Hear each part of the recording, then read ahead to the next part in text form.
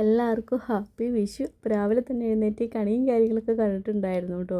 അപ്പോൾ ഇച്ചിക്കോട്ടനെ എഴുന്നേറ്റിട്ടില്ല, ഇനി വേണം അവനെ വിളിച്ച് എഴുന്നേൽപ്പിക്കാൻ വേണ്ടി. കിച്ചോനെ എഴുന്നേറ്റിട്ടുണ്ടായിരുന്നു, കിച്ചോനെ കണിയൊക്കെ കണ്ടു കേട്ടോ. ഇനി ചെക്കനെ വിളിക്കാൻ പോണ പാടാണ്.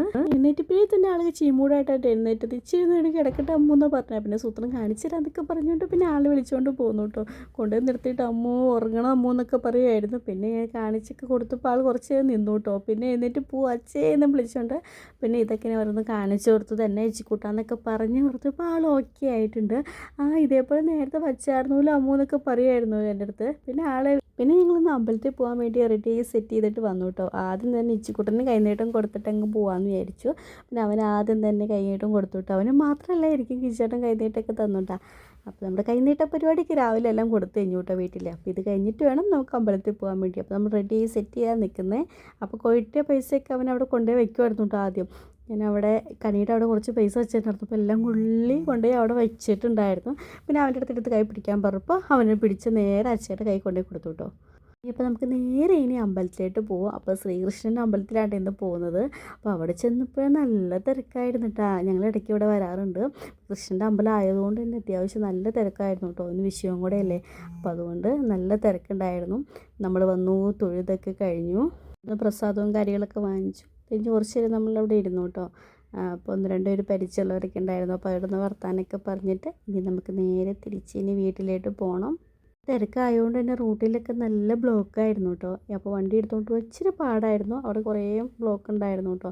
അതൊക്കെ ഒന്ന് മാറി. അപ്പോൾ ഞങ്ങൾ 2 പേര് മാത്രം ഉള്ളതുകൊണ്ട് പിന്നെ നമ്മൾ സ്കൂട്ടർ എടുത്തിട്ട് പോകുന്നുണ്ടായിരുന്നു കേട്ടോ. അപ്പോൾ അമ്മ ഒന്നുണ്ടായിരുന്നില്ല, ഞങ്ങൾ പോയിട്ട് പോരേന്ന് പറഞ്ഞു. അപ്പോൾ അതുകൊണ്ട് ഞങ്ങളത് പോയിട്ട് പോന്നു. പിന്നെ വൈകുന്നേരം അല്ലല്ലോ, പിന്നെ നമ്മൾ നേരെ തറവാട്ടിലേക്ക് പോയിട്ട് അമ്മ എടുത്തിട്ട്. അപ്പോൾ ഇവിടുത്തെ ഉച്ച സദ്യ കാര്യങ്ങളൊക്കെ നമ്മൾ ഇവിടെയാണ് കേട്ടോ, അമ്മ എടുത്തുനിന്നാണ്. വൈകുന്നേരം ഞങ്ങൾ പിന്നെ വീട്ടിൽ നിൽക്കുന്നില്ല. അപ്പോൾ എല്ലാ വർഷവും നമ്മൾ അമ്മ എടുത്താണ് വിഷു കൂടുന്നത്.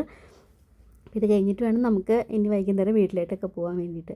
അപ്പോൾ മാമ്പഴ പുളിശ്ശേരിയൊക്കെ നമ്മൾ ഉണ്ടാക്കിയിട്ടുണ്ടായിരുന്നു കേട്ടോ. അപ്പോൾ എനിക്ക് മാമ്പഴം വേണമെന്നും പറഞ്ഞുകൊണ്ട് അവൻ തന്നെ കോരി എടുക്കുന്നതാണ് കേട്ടോ. അപ്പോൾ എല്ലാം പുള്ളിക്ക് തന്നെ എടുത്ത് വയ്ക്കണം കേട്ടോ.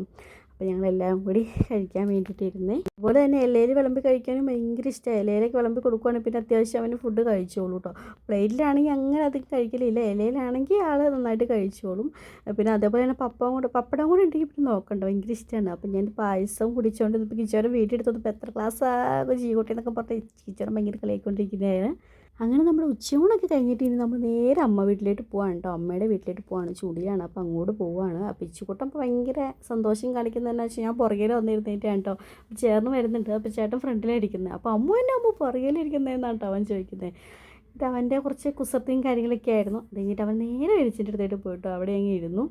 ഞാൻ പിന്നെ വണ്ടി കയറി കഴിഞ്ഞ് കുറച്ച് കഴിയുമ്പോഴത്തേക്ക് ഞാൻ ഫ്ലാറ്റായിട്ട് ഞാൻ കിടന്നു എന്തോ ഉറങ്ങിപ്പോയിട്ടുണ്ടായിരുന്നു. പിന്നെ എത്താറായപ്പോൾ നമ്മളിവിടെ എഴുന്നേറ്റിട്ടാ. പിന്നെ അവിടെ ചെന്നു. അവിടെ എന്ത് ഫെസ്റ്റിവൽ ടൈമിൽ ഞങ്ങളെല്ലാവരും ഫാമിലി അവിടെ കൂടാറുണ്ട് കേട്ടോ. അപ്പോൾ അത്യാവശ്യം എല്ലാവരും വന്നിട്ടുണ്ട്. പിന്നെ അത് വീട്ടിൽ അവിടെ എത്തിച്ചപ്പോൾ തന്നെ കല്ലു വന്നിട്ടുണ്ടായിരുന്നു കേട്ടോ. അപ്പോൾ കല്ലു ഇച്ചുകൂട്ടും തമ്മിൽ ഭയങ്കര കളിയാണ് കേട്ടോ.